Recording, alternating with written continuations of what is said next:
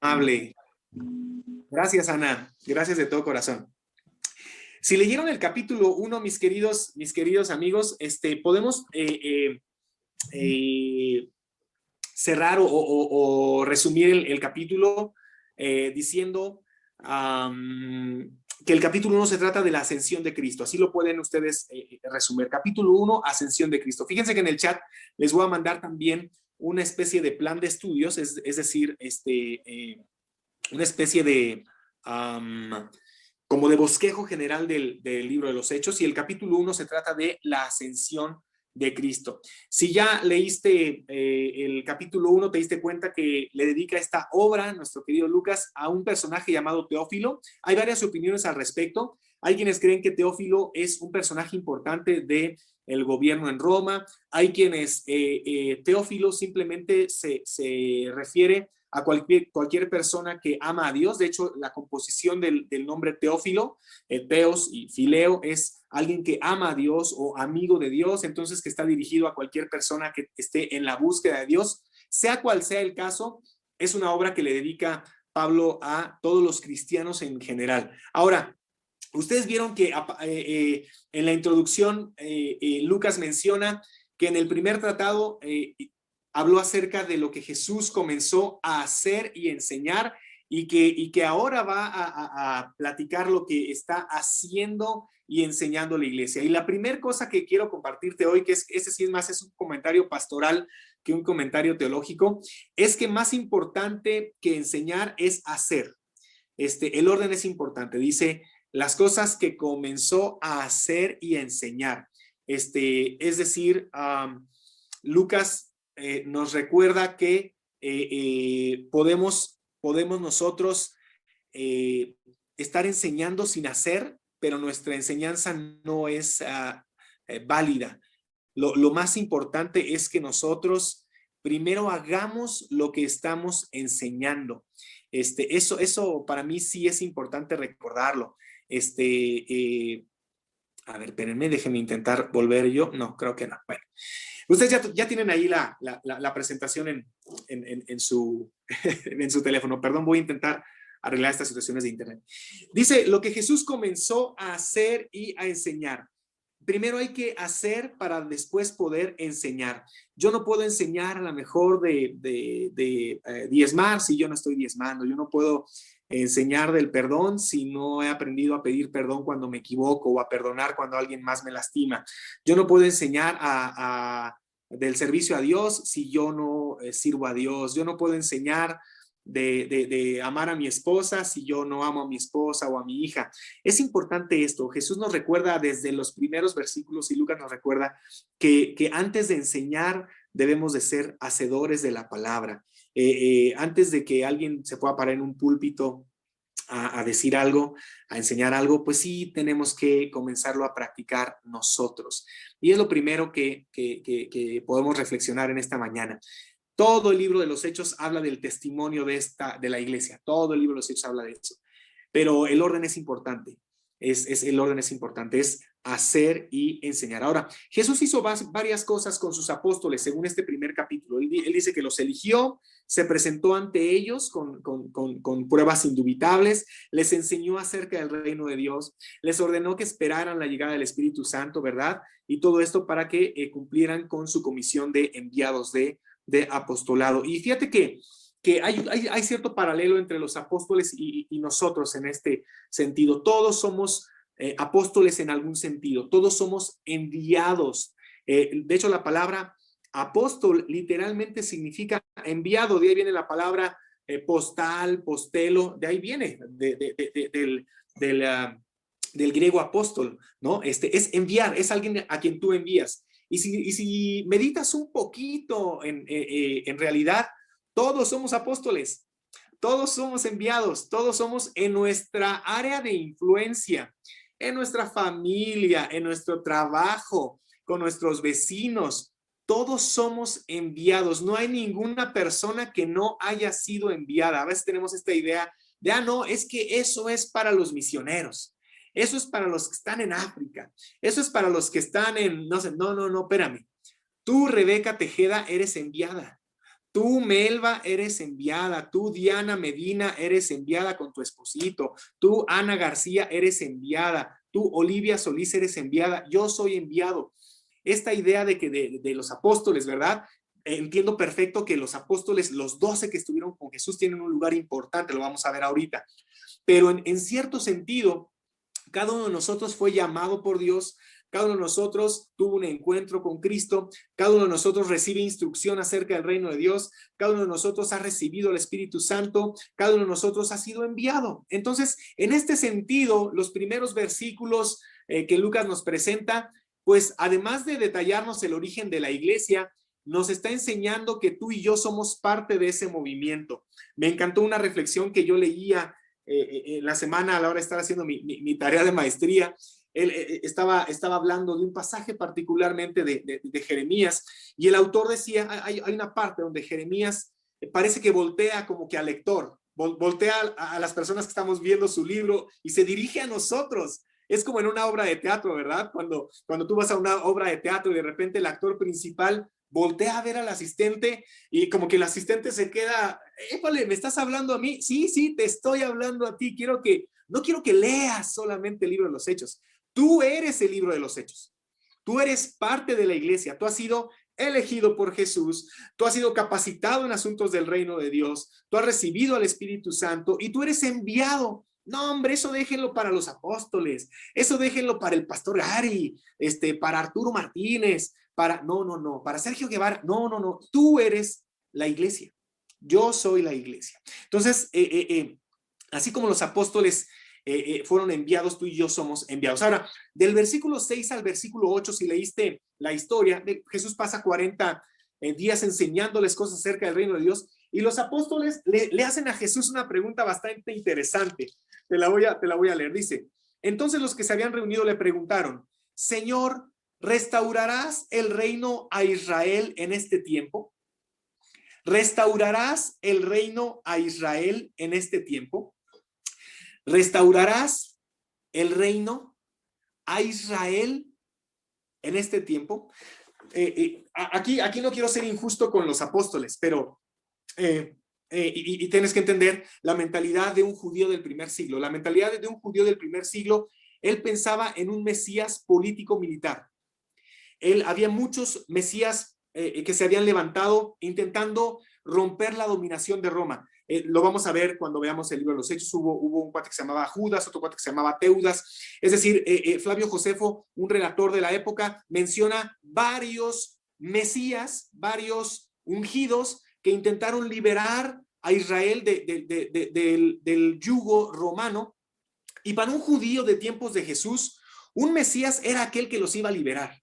Era alguien como el rey David, que en el siglo X antes de Cristo había establecido un reino militar, político, territorial, donde Salomón, su hijo, fue la época dorada en Israel, donde se empezó a generar la literatura poética de la época. Siempre cuando hay bonanza económica, militar y política, siempre hay espacio para la cultura, ¿verdad? La cultura a veces no se da en espacios donde no hay bonanza económica o política o militar. Eso es un comentario al margen, ¿verdad? Pero ¿cuándo surgen los salmos? ¿Cuándo surgen Cantar de los Cantares? ¿Cuándo surge Proverbios? ¿Cuándo surge la literatura sapiencial en Israel? En esas épocas doradas en Israel, siglo X antes de Cristo, David, Salomón. Entonces, este judío tiene en su mente esa época.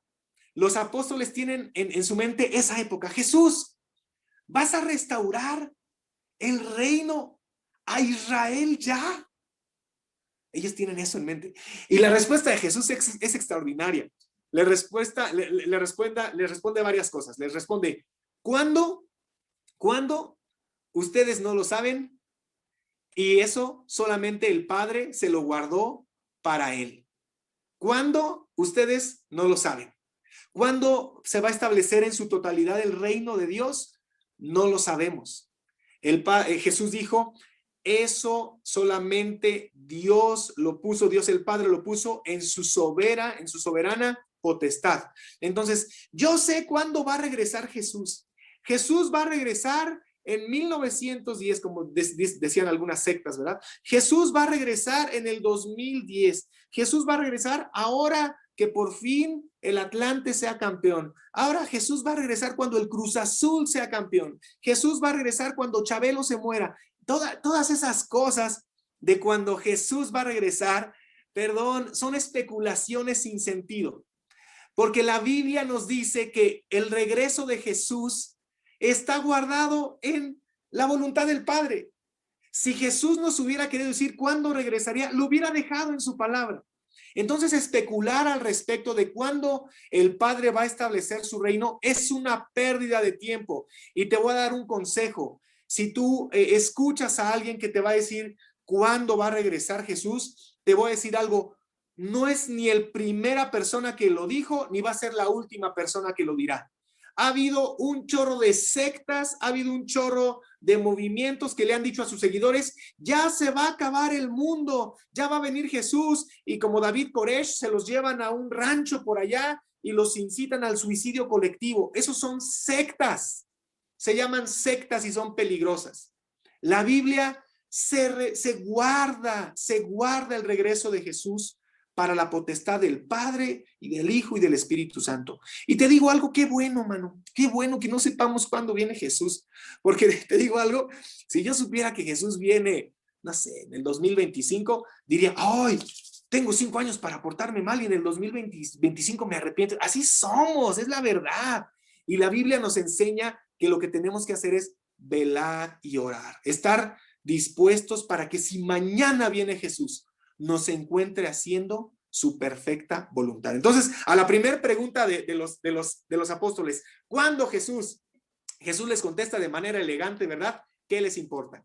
Básicamente es versión Chucho habla hoy. Eso se lo dejó el Padre a su soberana voluntad. Oye, ¿va a ser para Israel?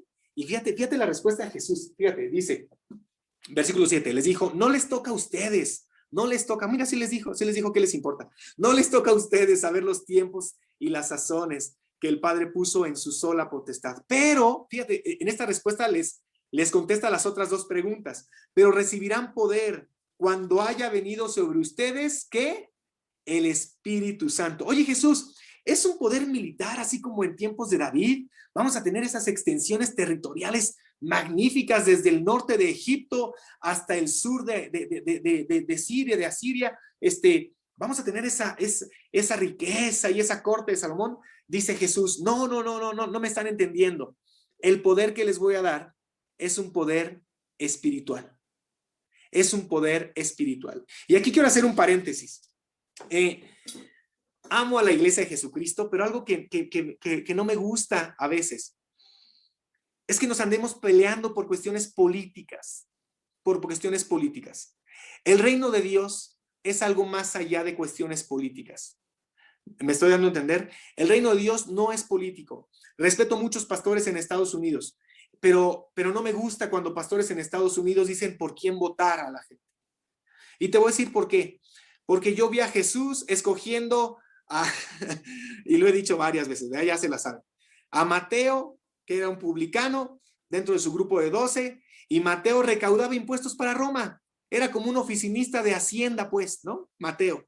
Y también escoge dentro de sus 12 discípulos a Simón el Celote, que era contrario a la dominación romana. Alguien de izquierda, era como un maestro del CENTE de Oaxaca, ¿no? Así revolucionario, izquierdoso. A los dos los hace parte de su apostolado. Y creo que los dos entendieron que el reino de Dios era un asunto más alto que el reino político. Ojo, la Biblia nos enseña que debemos honrar a nuestras autoridades, que debemos de pagar nuestros tributos, nuestros impuestos, Romanos capítulo 13. Pero cuidado cuando mezclemos el asunto del reino de Dios y pensemos que es un asunto político o militar o a la fuerza. Es un asunto espiritual. A nadie se le obliga por la fuerza a venir a Cristo. A nadie se le debería de obligar por la fuerza a venir por Cristo. Este método de evangelismo que se dio en algunas épocas de la historia, de conquistar a través de la espada, no es el reino de Dios. El reino de Dios es un reino espiritual. Es lo que dijo Jesús. Ahora, después les dice, y me serán testigos, ¿en dónde? En Jerusalén. ¿Se lo aprendieron? Hechos 1:8. En Jerusalén, en Judea, en Samaria y hasta lo último de la tierra. Oye, Jesús, pero no, que no nada más es el reino así exclusivo para Israel. ¿Checaste la pregunta que le hicieron? ¿El reino para quién? Para Israel, nada más, ¿no? Como Jacobo y Juan que le dijeron a Jesús, oye Jesús, no estaría padre que yo me siente a tu derecha y mi hermano a tu izquierda, pues aquí entre nosotros, ¿no? Algo muy bonito, muy exclusivo, muy coqueto. Jesús dice, no, espérenme, el reino es para todos. El reino no solamente es para Israel, es para todos. Ahora, ¿cuál es la enseñanza que podemos tener acá? Que podemos tener una actitud, pues, muy similar, ¿verdad? A la de los apóstoles. Ya lo platicamos. Pensar que el reino de Dios es exclusivo de una iglesia local, de una denominación, un evangelio cerrado. Pensar en el reino en términos de lo que podemos obtener, beneficios políticos, militares, dinero. Si tú te metes a la iglesia pensando en que voy a obtener algo, si tú te metes a servir a Dios pensando, es que mira, a los pastores les va bien, si en tu mente hay estas cosas, no has entendido de lo que se trata el reino de Dios. Pensar en el reino de Dios como algo de qué servirse y no algo en qué servir, no estás pensando bien en el reino de Dios. Entonces, a esta pregunta de los apóstoles, ¿restaurarás ya el reino a Israel? Él les dice, no es un poderío económico, político ni militar, es un poderío espiritual. No es solamente para Israel, es para Israel, para los samaritanos y para los que no son ni israelitas ni samaritanos, sino que son gentiles. Y gracias a Dios por ello, porque tú y yo, por eso hoy estamos aquí, porque el evangelio es para todos. Después del versículo 9 al 12 hay una ascensión, asciende al cielo. Y hay algunos detalles que me gustaría llamar tu atención. Aparece que menciona Lucas que fue ascendido en las nubes. Esta imagen de las nubes es una imagen muy frecuente cuando un judío piensa en una nube, en una shekinah, normalmente su mente trae a la cabeza la nube que los acompañó en el desierto, ¿te acuerdas? La presencia de Dios, normalmente viene a la cabeza de un judío cuando ve esta Shekinah o esta nube que rodea algo, viene a la cabeza cuando Salomón ora en la dedicación del templo y se llena la casa de la Shekinah, de la nube de Dios, de la gloria de Dios. Bueno, algo así pasa con Jesús. Jesús asciende al cielo rodeado de una nube, de una gloria, de una Shekinah de parte de Dios. Mira, yo tengo por ahí un escrito en un blog que escribí hace muchos años acerca de las evidencias de que Jesús es Dios. Toda la Biblia en muchas ocasiones menciona la deidad de Jesucristo, la divinidad de Jesucristo. La Biblia enseña eso, la Trinidad, el Padre, el Hijo y el Espíritu Santo, un solo Dios en tres personas distintas. Los términos que se usan, que se aplican para describirlo, algunas de sus frases, los famosos yo soy en Juan, varios pasajes en el Antiguo Testamento que tienen su refuerzo en el Nuevo Testamento, varias partes de la Escritura, desde Génesis hasta Apocalipsis, enfatizan la idea de que Jesucristo es Dios. Un día que tengamos tiempo les quiero compartir un precioso mensaje de Isaías capítulo 35 con Mateo capítulo 11, que creo que queda muy bien para los tiempos que nos toca vivir, pero eso cuando tengamos tiempo. No me quiero salir del estudio. Pero bueno, regresando a esto, Jesús es envuelto, ¿verdad? En una nube. Hay dos testigos, dos ángeles, ¿verdad? Muy similar a lo que Lucas también relata en el capítulo 9, cuando, ¿se acuerdan la transfiguración de Jesús? Cuando se presenta a sus apóstoles, ¿verdad? ¿Quiénes eran los dos varones? Ángeles, eran ángeles. Y en Lucas capítulo 9, recuerdan que está ahí Moisés y Elías, ¿no? Moisés representando a la ley, Elías representando a los profetas, la ley y los profetas dando testimonio de Jesucristo. Hay muchos pasajes preciosos, ¿no? Ahora, me encanta que uno de ellos dice lo siguiente: así como ustedes vieron irse a Jesucristo, así lo verán regresar, ¿verdad? De la misma manera como ascendió, así también regresará él de la misma manera personalmente, no un emisario, no otro, algo visible, ¿verdad? Jesús va a regresar. Y eso debe de animarnos. El saber que Jesús regresará debe de animarnos. Después hay una una pregunta ahí divertida en el versículo 11. ¿Qué hacen aquí mirando el cielo? Ya que pasa todo esto, ¿qué hacen aquí mirando el cielo? Dicen los ángeles, como diciéndole, pues órale, les toca, exacto, Mari Carmen. Mari Carmen dice, órale, pues a hacer lo que les toca hacer, ¿no? A ser testigos, ¿no? Fíjense que esta es una reflexión personal. Debe haber un equilibrio precioso en la vida del cristiano entre el contemplar, el pasar tiempo con Dios y la actividad. La actividad. Es decir, no sé si ustedes se han dado cuenta, pero hay cristianos que les encanta escuchar alabanza, que les encanta ir al domingo, leer la Biblia, pasar tiempo con Dios. Nos encanta pasar tiempo con Dios, ¿verdad? Pero no le ayudan a su esposa a barrer, ni a trapear, ni a lavar los trastes, no trabajan, andan bien ociosos. Le pasaba como un poquito a los tesalonicenses, cuando Pablo los tiene que regañar en la segunda a los tesalonicenses, que andan bien ociosos, porque están ahí contemplando al Señor, ¿no? Se van a un monasterio y no hacen nada, mano, ¿no? Están, como que no son útiles, ¿no? O sea, es como una sal adentro de un salero, ¿no? Entonces, y por otro lado, hay personas que se la dedican, se la pasan haciendo cosas y haciendo cosas y haciendo cosas, como Marta, ¿no? Entonces, debe haber como cierto equilibrio, debe haber un equilibrio precioso, un equilibrio de pasar tiempo con Dios, de en las mañanitas hacerte tu cafecito, tu tecito, el que más te guste, lo que tú quieras, tu desayunito, pasar tiempo con Dios y estar listo para servir a otros en el día. Eso es equilibrio cristiano. Mi esposa dice, nunca hagas cosas para Dios sin pasar tiempo con Dios, y me encanta esa frase, tiene toda la razón. Y yo también diría, si pasaste tiempo con Dios, seguramente vas a hacer cosas para Dios, ¿no? Entonces, aquí el ángel les dice, oigan, ya que están viendo al cielo, ahuecando, les toca ser testigos, ¿no?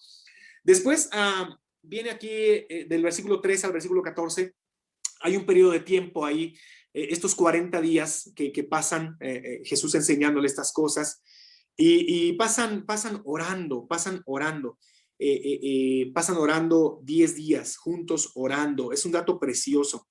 Creo que debemos de perseverar en la oración. Dicen aquellos que han ido a la casa de los Wesley.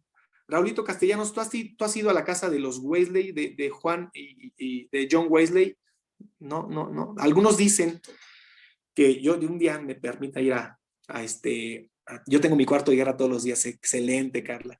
Algunos dicen que los Wesley, cuando vas al museo de los Wesley, es algo que dicen los que han ido ahí, ves la recámara de John Wesley, y al lado de la recámara, bueno, más bien al lado de su cama, hay 2 huecos, 2 hoyos, y toda la gente pregunta, ¿qué onda con eso?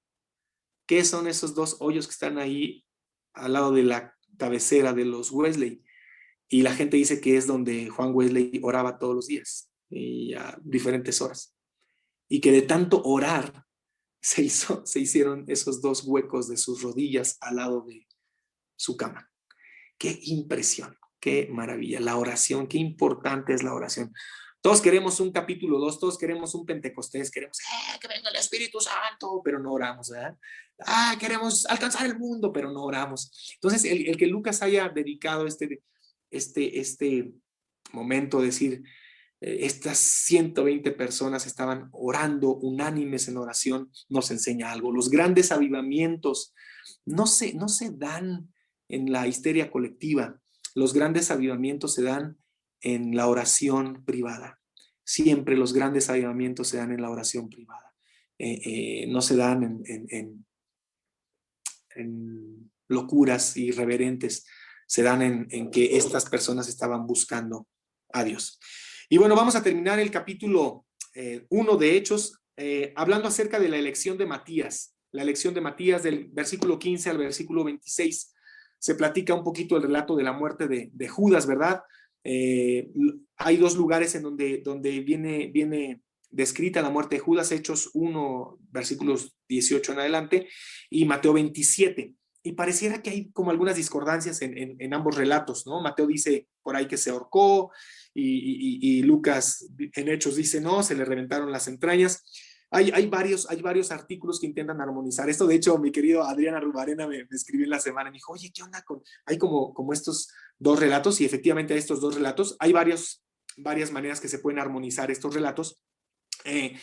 Los puntos centrales es que Judas probablemente sintió remordimiento, fue y devolvió las monedas. Después estas monedas finalmente se convirtieron en un terreno, ¿verdad? Un terreno donde él finalmente se suicidó, y ese terreno fue ocupado con el tiempo, este campo de sangre, así le llamaron a Celdama, fue ocupado como para, en las orillas de Jerusalén, enterrar a aquellos que no eran judíos, ¿no? Entonces una historia trágica, una historia trágica.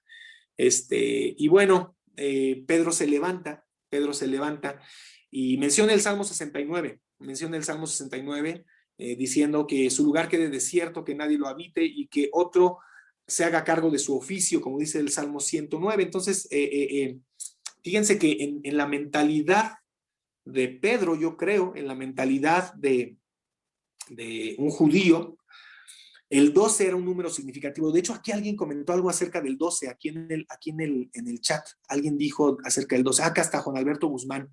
Muy buena aportación, Juan Alberto. Dice, 2 apóstoles como las 12 tribus de Israel. En la Biblia los números son importantes, ¿verdad? Es correcto, Juan Alberto. El 12 es un símbolo. Yo no soy fan de la numerología, ¿verdad? Asignarle a los números como cosas mágicas o esotéricas, no, eso no es correcto según la Biblia, pero sí los números tienen un significado. 40 es significado de prueba, ¿verdad? 7 es significado de perfección, 6 es significado de humanidad, 12, el número 12 en la Biblia es significado de pueblo, así como hubo 12 tribus en Israel, había 12 apóstoles, así como Dios guió a 12 tribus, así Jesús guió a 12 apóstoles. Y yo creo que en la mente de Pedro decía, oigan, ya somos 11, no estamos completos como pueblo, ¿verdad? Y ahí hacen una ceremonia muy particular, que era el echar suertes. Muchos me han dicho, ¿qué es eso? ¿Qué es eso de echar suertes? Que Pedro sacó así una moneda y, no, a ver quién, Matías o el otro muchacho, ¿no? José Barsabás. Acuérdense que son muy poquitas las referencias que hay en la Biblia acerca de echar suertes, son muy contadas. ¿Qué era echar suertes? En el Antiguo Testamento se da mucho de que había una decisión que se tenía que tomar y oraban a Dios y ambas alternativas parecían posibles, parecían muy buenas, y Dios manifestaba su voluntad a través de 2 piedras, un Urim y un Tumim. La opción A era, no sé, Maureen Crawford, aquí es la opción A. La otra, Sara Pérez, aquí está opción B. Entonces, cuando echaban suertes, pues si Dios elegía a Maureen, pues brillaba esta piedra, ¿no? Entonces, era un poquito cómo funcionaba esto de echar suertes. No era nada, no tenía nada que ver con azar, no tiene nada que ver, no. De hecho, un proverbio dice, se puede echar azares, pero del Señor es la decisión. Entonces, cuando había una decisión muy complicada, muy difícil, hacían ese ritual, ¿no? De echar suertes. Entonces, aquí hacen eso, después de que oraron y de que tienen 2 muy buenos candidatos, le piden a Dios que manifieste su voluntad a través de las suertes. Algo que me llama la atención, y con esto cierro mi participación y les doy chance de preguntas y comentarios. Algo que me llama la atención es el nombre de estos 2 candidatos. Uno se llama José Barsabás y tiene un apodo. ¿Qué apodo tenía? ¿Se acuerdan? El justo. El justo. Gracias, Maureen. El justo. José Barsabás, el justo. Fíjense que tiene más bien 2 apodos. Se llamaba José y le llaman Barsabás. Nuestro profesor de hebreo en el seminario nos decía, no sé si era cierto, ¿verdad? Nos decía que el término hijo del maíz, es algo que nos decía el profesor de hebreo, fue acuñado por los judíos en nuestro país.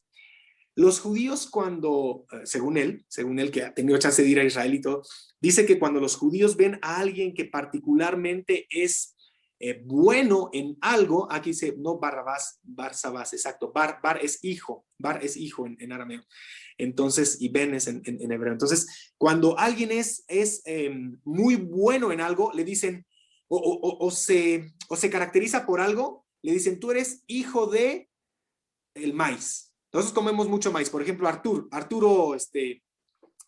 Prado. Él es hijo de la actuación. Así lo podríamos decir. ¿Por qué? Porque Arturo es buenísimo y Yair está en una telenovela. Ahorita ya hasta hice comercial, mi querido Arturo, ¿verdad? De la telenovela en la que está Yair, tu hijo y todo. Bueno, si un judío los ve a ellos dicen, a las 6:30.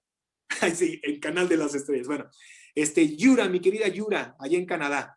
Yura, un judío si la ve diría, Yura es una hija del canto, por ejemplo, porque canta como los ángeles, mi querida Yura. ¿A poco no? Los que han escuchado a Yura está en el coro y canta muy bonito. Abre tu micrófono, Yura, abre tu micrófono. Lo que pasa es que yo soy Yura, la tía de Yura, la que canta. Yo estuve en el coro cuando viví en México, pero yo soy Yura, la tía de Yurita, la que canta en el coro. Bueno, tu hermana canta precioso también. Son igualitas. Pero yo estuve en el coro cuando estaba en PIP Satélite. Eres hermana de Alma. Así es. Correcto. Gracias, Yura. Gracias, Yura. Entonces, fíjense, si alguien es bueno para las finanzas, alguien le dirá, es hijo de las finanzas, ¿no? ¿Por qué nos dijeron hijos del maíz, según mi profesor de hebreo a los mexicanos? Porque para todo usamos maíz, para todo. Elotes, esquites, tortillas, tostadas. ¿Y quiénes somos nosotros? Somos los hijos del maíz. Ok. Hijos del trueno, Jacob y Juan. ¿Por qué les llamaban hijos del trueno? Porque tenían un carácter, ay papá, o sea, eran así de mecha corta, o sea, se enojaban y ¿cómo les pusieron? Hijos del trueno. Ok, ¿por qué te estoy diciendo todo esto? Este muchacho se llamaba José, pero se llamaba Barsabás, hijo del sábado. Y además tenía otro sobrenombre. ¿Cuál era su otro sobrenombre? El justo. El justo. O sea, el cuate José era una persona muy buena, que amaba a Dios con todo su corazón, pero que su particular característica es que todos los sábados, todos sin excepción, los guardaba. Era hijo del sábado. Toda la ley la guardaba. José no podía, a lo mejor era de aquellos que le decían, oye José, pero es el cumpleaños de tu nieto, ¿no quieres venir aquí no, porque es sábado? ¿Sí me explico? Ahora, ¿era un buen cristiano? Seguramente. ¿Era una persona justa? Seguramente. Le decían el justo, imagínense, era muy justo. Era muy justo. Pero aquí dice mi querido Adrián, sí, probablemente para la etapa que iba a vivir la iglesia, probablemente era mejor tener un Matías que un José Barsabás el justo. No estoy diciendo que José Barsabás el justo no fuera un buen creyente. Lo que estoy diciendo es que en esta época el Espíritu Santo eligió a un Matías, que Matías significa gracia de Dios o regalo de Dios. Eso significa Matías. Enseñanza de estos dos nombres. Creo que el Espíritu Santo pudo haber también elegido a José y probablemente pudo José hacer un gran desempeño como uno más de los 12. El Espíritu Santo creo que nos da una lección aquí. Nos habla acerca de la gracia. Nos habla acerca de la gracia. Y yo tengo una recomendación de vida que intento hacer yo. Si la quieres hacer tuya, bienvenido. Si no, también no pasa nada, nada más no te damos acceso el siguiente domingo. Nada, no es cierto. Sé un José Barsabás el justo para ti mismo. Para ti mismo. Intenta ser lo más justo posible para ti mismo. Intenta vivir una vida en santidad. Intenta vivir una vida de integridad para ti mismo. Sé un José Barsabás el justo para ti mismo. Pero sé un Matías para las demás personas. Sé un Matías para las demás personas. Sé un regalo lleno de gracia para las demás personas. A veces la aplicamos al revés. A veces somos Matías para nosotros mismos, ¿verdad? Cuando fallamos, cuando nos equivocamos, ay, pues cualquiera se puede equivocar. Ay, pues que ni que fuera tan grave eso que hice. Ay, qué delicados. Ay, que no sé qué. ¿Se me explico? Somos muy autoindulgentes con nosotros mismos y nuestras actitudes cuando lastimamos, cuando nos equivocamos. Y no, o sea, ay, no, misericordia para mí. Ah, no, pero no se equivoque mi vecino. no se equivoque mi vecina. Ah, no, ahí sí aparece José Barsabás, la justa, ¿verdad? A ver, me recoges ese bote de basura, por favor. Aquí no está. ¿Sí me explico? Entonces, para otros, aplicamos la justicia a rajatabla. Y cuando nosotros nos equivocamos, ay, ni que fuera para tanto, poner ese bote ahí, fueron 5 minutos, ay, qué exagerado. ¿Sí me explico? Consejo de vida. Para nosotros mismos, seamos José Barsabás. Hagamos de nuestra vida disciplinada, intentemos ser rectos, justos, pero para los demás seamos llenos de gracia. Entonces, hasta aquí terminamos capítulo 1. Quiero dar 5 minutitos, 5, 10 minutitos, preguntas, comentarios. Gracias por sus aportaciones al chat, están buenísimas, muy, muy buenas. Antes de los comentarios y las preguntas, rápido, por favor, para la siguiente sesión es una sesión muy importante. Por favor, les pido encarecidamente que si quieren faltar alguna sesión, no sea la del próximo domingo, por favor. Es importantísimo lo que vamos a ver el siguiente domingo. A lo mejor habrá otras que digan, bueno, ándale, sí. No, no es cierto, no, ninguna sesión me encantaría que faltaran. Pero si estaban pensando la del siguiente domingo, por favor, la del siguiente domingo no, porque vamos a ver lo que ocurrió en Pentecostés.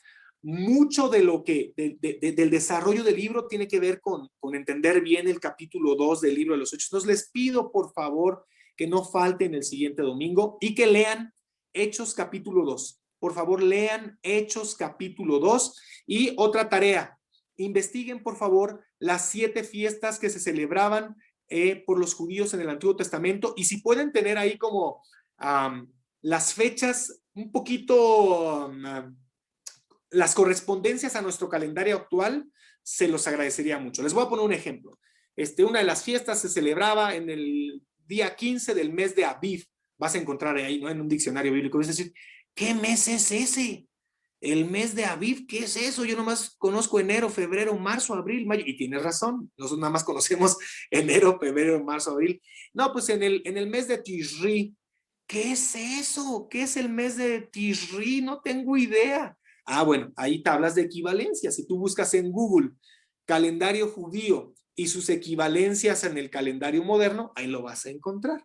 O si buscas en Google 7 fiestas judías en el Antiguo Testamento, ahí vas a encontrar la tabla y algunos de sus equivalencias. ¿Por qué es importante para el entendimiento de Hechos capítulo 2?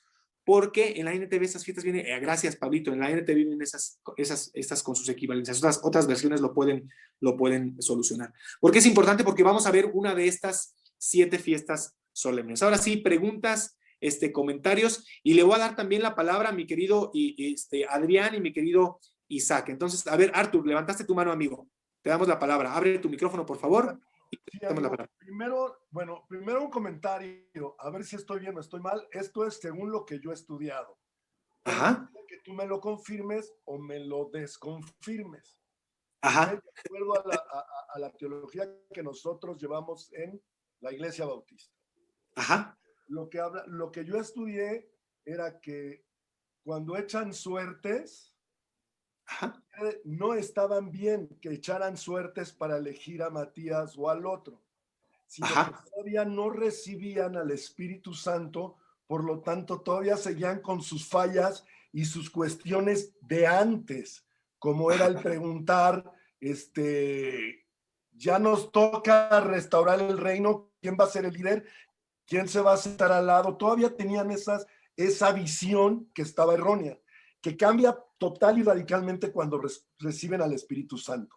Entonces, pero cuenta la historia que cuando este muchacho Isaac se va hacia Egipto y presenta a su esposa como su hermana para él salvarse, no estuvo bien, pero sin embargo Dios lo respalda y hace que no toque el pueblo de Egipto a su esposa. Lo mismo con Abraham. O sea, no es que actuaran correctamente, pero como eran enviados o gente que iba a ser utilizada por Dios, Dios lo respalda. Entonces claro. Aquí lo que yo había estudiado era, no hicieron bien en echar suertes, pero Dios respalda la elección. Claro. Ese es mi comentario. No sé si estoy bien o estoy errado. Gracias, Artur. Muy bien. Fíjate que era una práctica común de los judíos. Sí, era una práctica común. De hecho, ahorita dijeron, ya cuando dejaron de echar suertes, yo creo que la llegada del Espíritu Santo que iba a guiar a toda verdad, como fue la promesa de Jesús, cuando llega el Espíritu Santo y cumple con varias profecías que vamos a ver el siguiente domingo, ¿verdad? Particularmente aquellas que decían, el día que yo perdone sus pecados, ya no, la ley ya no estará en tablas de piedra, sino en su corazón. Entonces, creo que la guía del Espíritu Santo viene un poco más adelante. Ese comentario que tú haces, fíjate que lo he leído de varios teólogos, no lo comparto mucho. Algunos de hecho dicen, no, es que no lo hicieron bien, el apóstol 12 era Pablo y todo. Fíjate, ya no se habla más de Matías después y más. Y sacan algunas conclusiones que en lo particular no considero tan certeras, en el sentido de decir, si hubiera sido Matías el 12, hubiera aparecido ahí. Le digo, pues tampoco aparece, no sé, otros de los 12, ¿sí me explico? No aparece qué sucede con Leví, con Mateo, no aparece, te dicen qué pasó con los hermanos pescadores, no te dice qué pasa con algunos de los otros 12 apóstoles. Ahora, según el contexto particular de Hechos capítulo 1, yo me quedo tranquilo porque pasaron mucho tiempo en oración. ¿Sí me explico? Es decir, que yo me quedo un poco tranquilo en el sentido de que estaban orando, de que estaban buscando la mano de Dios, desde que en el versículo 24 dice, orando dijeron, tú Señor que conoces los corazones de todos, muestra cuál de estos tú has escogido. Es decir, como que no lo hicieron como, ya sin orar, así. No. Creo que sí se detuvieron un poco. Respeto a quienes opinen eso, ¿verdad? Te digo que hay quienes dicen, no, pues ya de Matías ya no sabe nada. Tampoco se supo nada en Hechos de muchos otros, de Bartolomé, no se sabe de ellos. Es más, ni siquiera aparecen ya, más que en la mención ni siquiera en los evangelios, más que en la mención de la elección de los 12. Entonces, eso no te da como autoridad para decir, pues se equivocaron al elegir a Matías. Sí era una práctica común. Creo que lo que cambia, mi querido Artur, eso sí creo que cambia, la llegada del Espíritu Santo. Eso sí creo que lo cambia. ¿Sí me explico? Llega el Espíritu Santo en capítulo 2, capítulo 8, capítulo 10, y ya ahí sí ya no ves esa práctica. Ya ves como que esa práctica, respondiendo también un poco lo que dicen en el chat, ya no ves que necesiten ahí como echar suertes al respecto, ¿no? Entonces, pero buen comentario, amigo. Buen comentario, respetable. La pregunta que me quedó así que no lo pude anotar es, ¿cuál es la combinación entre los versículos de Isaías y Mateo 11? Eso yo se los doy después. Isaías 53 y Mateo capítulo 11. Es una... Para irlo leyendo, gracias. Está precioso. Es una historia donde Juan el Bautista está triste. Le manda a preguntar a Jesús desde la cárcel, ¿eres tú el Mesías que había de venir o esperamos a otro? Y Juan el Bautista no le contesta, Jesús no le contesta a Juan sí o no. Jesús le hace una referencia a Isaías capítulo 35. Díganle a los de corazón apocado, a los de piernas temblorosas, esfuércense, no teman, vuestro Dios viene con retribución, con pago, Dios mismo vendrá y los salvará. Entonces los ojos de los ciegos serán abiertos, los sordos oirán, el cojo andará. Justo lo que Jesús le contestó a su primo Juan de manera velada. Eso, si quieren, lo vemos más adelantito, mi querido Artur. Gracias, es que sí está padrísimo, amigo, gracias. Es un buen tema. Gracias a ti, Artur. Ariel Ramírez, te escuchamos. Rápidamente, nada más, me parece que es importante poner en contexto que es el inicio de la iglesia también. Estamos hablando de un inicio y eso me parece que es un contexto aparentemente sencillo, pero es fundamental porque es como la raíz de un árbol, ¿no? Creciendo, cómo va. Ese es mi comentario. Gracias, Ariel. Muy buen comentario. Acuérdense que yo les dije la vez pasada que estamos a punto de ver la inauguración de la iglesia. Muy buen comentario, Ariel. Muy buen comentario. La inauguración de la iglesia. Nunca antes en la historia había pasado lo que vamos a leer tú y yo. Nunca antes en la historia iba a caer el Espíritu Santo sobre toda carne, como dice el profeta Joel, a todos los judíos que estaban ahí celebrando y que habían respondido al mensaje evangelístico de Pedro. Nunca. El Espíritu Santo caía sobre los jueces, sobre los reyes, sobre los profetas, pero nunca sobre todo el pueblo. Es, como dice Ariel, es un parteaguas lo que vamos a ver ahí, ¿no? Es la inauguración. Nunca el Espíritu Santo había caído sobre los samaritanos, Hechos capítulo 8, lo vamos a ver. Y ni qué pensar que el Espíritu Santo llegara sobre los gentiles. Entonces, muy buen comentario el que hace Ariel. Estos 30 años son la inauguración del movimiento de Jesús. Imagínense que yo inauguro una taquería e invito a Alejandro Fernández a cantar a mi taquería. Digo, la taquería, el gallo de oro, tacos de tripa, de todo. Pablito Olvera, me des unos tacos, no crees que se me ha olvidado, ¿eh? La taquería del Pastor Chucho o tacos del Conciervo, no sé, hay tacos de pastor, el Conciervo, no sé.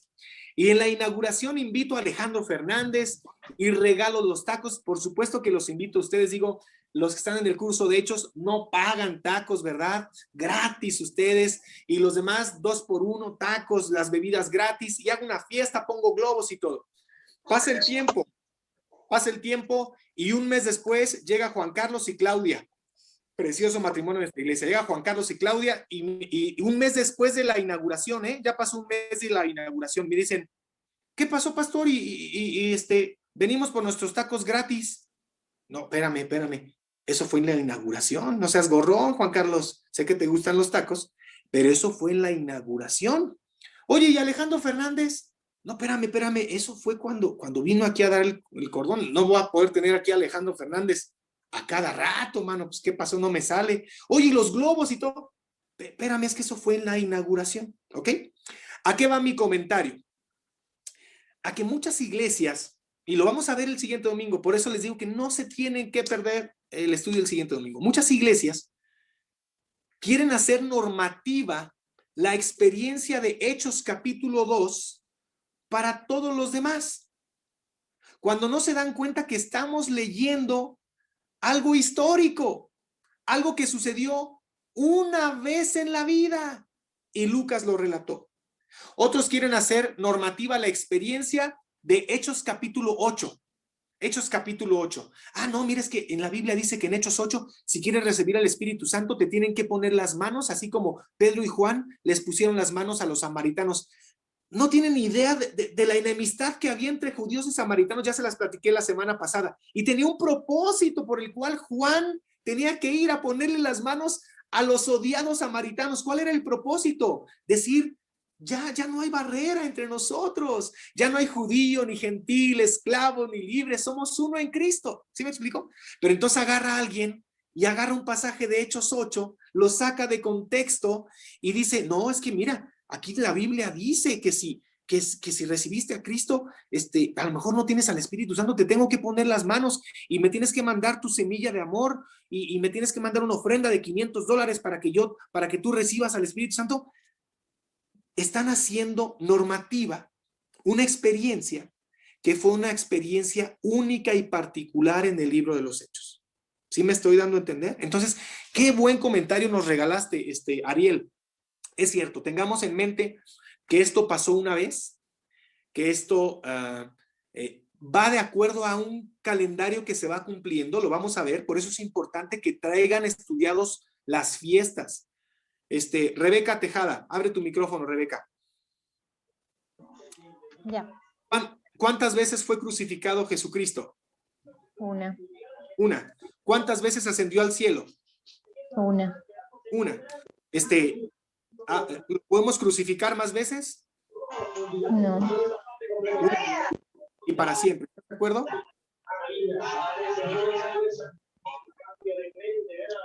Y fíjense, va mi comentario, a que lo vamos a ver, estudien las fiestas. Primera fiesta, Pascua, pum. ¿Cuándo murió Cristo? Pascua, pum, se cumple eso. ¿Quién era Jesús? Fue sin pecado, cumple la fiesta de los panes sin levadura. 3 días después se celebraba la fiesta de las primicias. A los 3 días después, ¿cuándo resucitó Cristo? A los 3 días después se cumple esa fiesta. Después de ese periodo de tiempo pasaban 50 días y venía la fiesta de las semanas o Pentecostes, que significa 50 días después. ¿Qué pasaba ahí? Había una fiesta donde se recogían también los primeros frutos. ¿Qué pasa en Hechos capítulo 2? El Espíritu Santo viene y cumple con esa promesa. Pregunta para que se lleven de tarea. ¿Puede haber un segundo Pentecostés? ¿Ya se cumplió? ¿Ya se cumplió? Es decir, es como un check en el reloj profético de Dios. Mi hijo la Pascua ya fue crucificado, ya fue ascendido, ya llegó el Espíritu Santo a los creyentes. Ahora, entiendo cuando a veces hay algunos predicadores o algunos movimientos que dicen, es que necesitamos otro Pentecostés. Es como decir, necesitamos otra vez crucificar a Cristo, ¿no?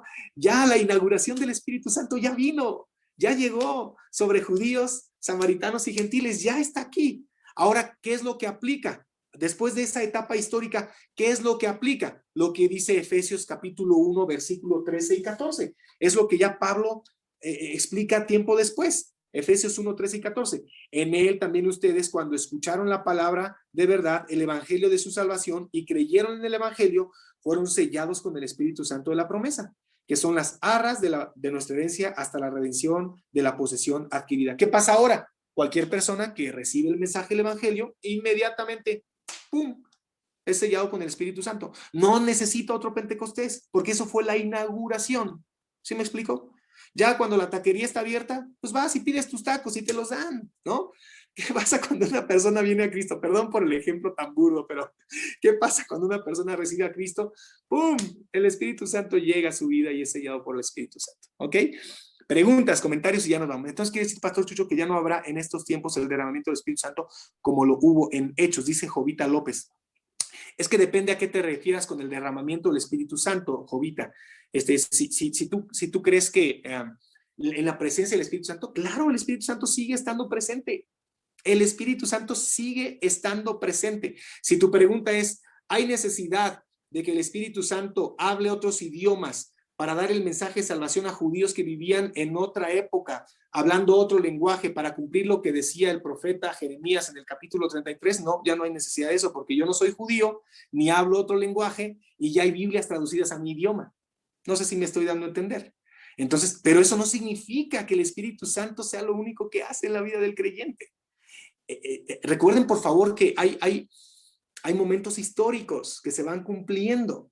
Y lo que vamos a ver en Hechos capítulo 2, vamos a ver que Cristo cumplió todas las profecías. Y cuando viene el Espíritu Santo a los judíos, también se está cumpliendo las profecías. Gabriela Ramírez, Cristo solo pidió que nos bautizáramos y que recordáramos su sacrificio con la Santa Sacra. Nunca dijo que necesitamos un rito de derramamiento del Espíritu Santo. Vamos a hablar un poco de eso el siguiente domingo. Es importante eso. ¿Qué es ser lleno del Espíritu Santo? Es un estilo de vida, no es un evento en la vida. La llenura del Espíritu Santo es un estilo de vida. Dice, ustedes no se embriaguen con vino en el cual hay disolución, sino más bien sean llenos, estén siendo llenos. ¿Qué significa eso? Que la llenura del Espíritu Santo es una actividad continua en la vida del creyente, no es un evento. La llenura no es un evento, no es que alguien ore por ti para que seas lleno, no. ¿Cómo eres lleno del Espíritu Santo? La misma Biblia lo dice, cantando alabanzas entre ustedes, exhortándose unos a otros con la palabra. Así se es lleno del Espíritu Santo. ¿Sí me explico? ¿Cada cuándo le echas gasolina a tu carro? No, pastor, ya le eché gasolina hace un mes. Antes no necesitas ya gasolina, ¿verdad? No, necesitas gasolina todo el tiempo para seguir avanzando. La llenura del Espíritu Santo es un estilo de vida, no es un evento en la vida. En la misma referencia que les acabo de decir, el apóstol Pablo dice, no se emborrachen con vino, sino más bien sean llenos del Espíritu Santo. Si alguien se emborracha con vino, imagínense que aquí mi querida Manuel y Leticia Vázquez, mis queridos hermanos de Veracruz, Manuelito se le pasan las cucharadas, ¿no? Y ya se emborrachó. ¿Cuánto le dura esa borrachera? Perdón que te agarre como ejemplo, Manuelito, pero ¿cuánto le dura esa borrachera? Pues no sé, 2 días, ¿no? Entonces, y de repente si llega hace 3 semanas que se emborrachó y me dice, ay, sigo borracho. Yo le digo, no es cierto, Manuel, no estás borracho. Ya se te pasó porque ya se te bajó. ¿Qué necesitarías para seguir estando borracho? pues volver a tomar, ¿verdad? Y volver a tomar, y a los 2 o 3 días, pues volver a tomar. Es un poco la idea que tiene el apóstol Pablo en mente. Había gente que se la vivía en borracheras, borrachera tras borrachera, y dice Pablo, no, más bien estén siendo llenos del Espíritu Santo. Pero bueno, esas cosas las vamos a platicar más adelante. Preguntas, comentarios, si no, para ya irnos a comer, que ya es 1:51. Qué buena sesión, qué buena sesión. Vivi, adelante. Sí. Gracias. Una pregunta, Chucho. A mí me queda duda si cuando es la ascensión son 2 ángeles o son los 2 testigos. Yo creo que son 2 ángeles, nada más dice que son dos de vestiduras blancas. Ajá. ¿Te refieres a los testigos de Apocalipsis y eso? Así es. O, bueno, Moisés y Elías. Elías. Pues no los menciona Lucas por nombre, nada más dice que son 2 varones de vestiduras blancas. Uh-huh. La descripción normalmente se refiere a ángeles. Ajá, a ángeles, mi querida Vivi. Te mando un abrazo, mi Vivi, qué gusto Gracias, verte. igualmente, bendiciones, Chucho. Bendiciones. Mi querido Isaac, amigo, adelante. Gracias.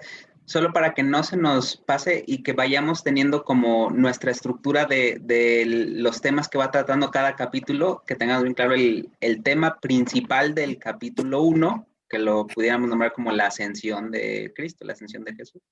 Totalmente, amigo. Gracias. Gracias. De hecho, les quiero mandar de una vez el bosquejo de Hechos, nada más que ahorita terminemos. Gracias, mi querido Isaac. Gracias. Adrián, ¿algún comentario, mi querido amigo?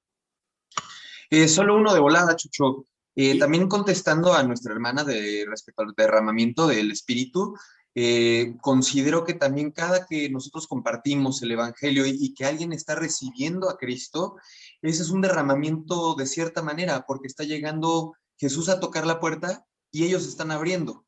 Entonces, bueno, desde mi punto de vista siento que ese también es un derramamiento. Sí, nos tenemos que seguir llenando, aprendiendo y bueno, sobre todo siendo hacedores de la palabra, pero también cada que hay un nuevo hermano en Cristo, hay fiesta en el cielo. O sea, siento que hay parte de derramamiento de espíritu de parte del Señor hacia esa persona que está recibiéndolo por primera vez. Totalmente, mi querido Adrián. Vamos a ver, si quieren más adelante podemos ver un poco lo que comenta Adrián, ¿verdad? Toda esta manifestación de las obras del Espíritu Santo, cómo el Espíritu Santo es el que convence de pecado, ¿verdad? De justicia, de juicio, cómo hay fiesta en los cielos, como dice el buen Adrián, cuando compartimos la palabra, cuando servimos a otros, cuando utilizamos los dones que el Espíritu Santo dio soberanamente a cada quien, estamos siendo llenos del Espíritu Santo, se están expresando las manifestaciones del Espíritu Santo.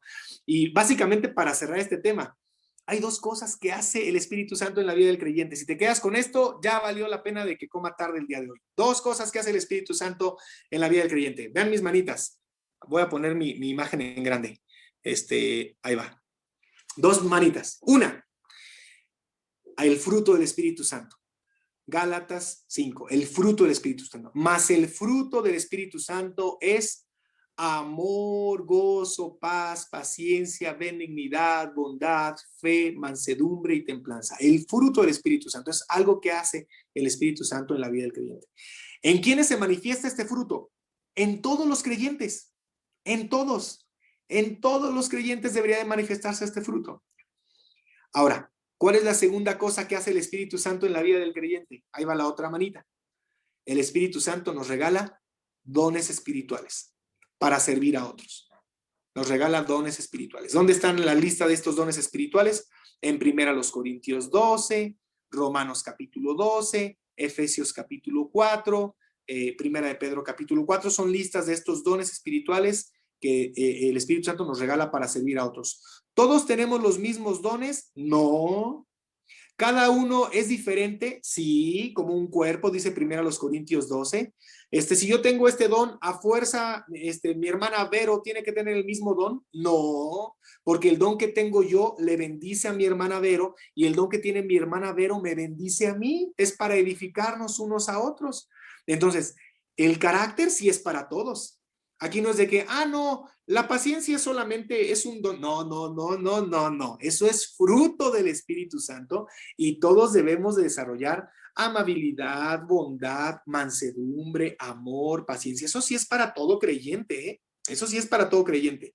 Los dones son para todos. Si yo tengo el don de la predicación, a fuerza, mi hermano Tito Pavón tiene a fuerza que tener el don de la predicación. No, a lo mejor él tiene el don de la misericordia, o a lo mejor mi hermana Elizabeth Montes tiene el don de la enseñanza, y yo sé que lo tiene, ¿no? Entonces, sí me explico. Los dones, cada quien tiene un don diferente. Mi hermana Rebequita Ivonne, preciosa, tiene el don del servicio, de la misericordia, son hermosas Rebequita Ivonne. Entonces, cada uno de nosotros tiene diferentes dones. Ahora, ¿qué es más importante? ¿El ejercicio de los dones o el carácter cristiano? Pablo nos contesta en 1 Corintios 13. Si yo hablo en lenguas humanas o angélicas, pero no tengo amor, no sirve de nada. ¿Qué es más importante? ¿Un don espiritual o crecer en el carácter de Cristo? Si me preguntas a mí, crecer en el carácter de Cristo. Crecer en el fruto del Espíritu Santo. De nada sirve un gran predicador que le pega a su esposa. De nada sirve un gran misionero que es un tranza. No. Prefiero a alguien que tenga el carácter de Cristo y que sirva, sí que sirva conforme a sus dones, pero que tenga el carácter de Cristo. No estoy diciendo que no sirvamos conforme a nuestros dones, no. Lo que estoy diciendo es que si tuviéramos que poner una balanza, siempre es más importante lo que somos que lo que hacemos, como nos ha dicho nuestro pastor en repetidas ocasiones. Entonces, a veces me han dicho, oye, pastor, pero los dones, bien, nos encanta el tema, nos encanta, nos emociona, son temas, de esos temas, pues que les gusta platicar a los que dicen, no, es que yo vi y aquello y esto y lo otro, y nos encantan ese tipo de dones, de pláticas, ¿verdad? Pero recordemos que la Biblia sí nos enseña que más importante que los dones es el asunto del carácter. ¿Ok, amados? En fin, pues muchas gracias, mis queridos hermanos. Gracias por este tiempecito. Igual cualquier duda, pregunta y me escriben por el chat. Gracias, Isaac. Gracias, mi querido Adrián. Gracias, amigos. Espero poder proyectar la siguiente vez. No sé qué le pasó ahora a mi iPad. Que pasen un excelente día. Déjenme orar y terminamos. Gracias, Dios, por este tiempo. Gracias porque pudimos ver el capítulo 1, Señor. Gracias, Dios, porque tus planes son preciosos, Señor. Gracias porque en tu corazón estaba el redimirnos también a nosotros, no solamente a Israel, en un reino al estilo de David, sino un reino eterno, Señor, como fue tu promesa desde el Antiguo Testamento, un reino que no tuviera fin, Señor, de la dinastía del linaje de David. Gracias, Dios, porque nosotros ahora estamos incluidos en este reino que incluía a judíos, a samaritanos, a gentiles, Señor. Gracias, Dios, por tu misericordia. Gracias porque toda la escritura es inspirada por ti, porque ese proyecto que comenzó en Génesis 12, donde que de la simiente de Abraham iban a ser bendecidas todas las naciones, ahí estamos nosotros en ese cumplimiento. Qué bendición poder ver ese arranque, Señor, ese arranque en el libro de los Hechos. Gracias, Dios, porque nos invitas a ser personas llenas de gracia, Señor. Permítenos también ejercer la justicia propia, Señor, ser cada vez más parecidos a ti, no ser autoindulgentes, sino, como dice Proverbios, que cada día nuestro caminar sea como el camino del justo, que es como la aurora que va en aumento. Señor, bendice a cada familia aquí, a cada hombre, a cada mujer. Permítenos pasar un día bendecido y, Señor, permítenos conectarnos la siguiente semana. Oramos y nos acordamos por todos aquellos que están pasando dificultad. Señor, ten misericordia de ellos, Padre. Ten misericordia de aquellos que han perdido un ser amado. Ten misericordia de aquellos que están en un hospital. Ten misericordia de aquellos que están pasando dificultad. Señor, y permítenos también, con precaución, con sabiduría, estar cerca de ellos aún a la distancia. Te bendecimos y te glorificamos en el precioso nombre de Cristo Jesús. Amén y amén. Mis queridos amigos, acuérdense que la tarea es para ustedes. No la manden, ni me la manden, ni la manden al grupo. Esas lecturas y esas investigaciones son solamente para ustedes, ¿ok? Gracias a todos. Gracias, pastor. Gracias, Chuto. Bendiciones, pastor. Bendiciones. Gracias, bendiciones a todos.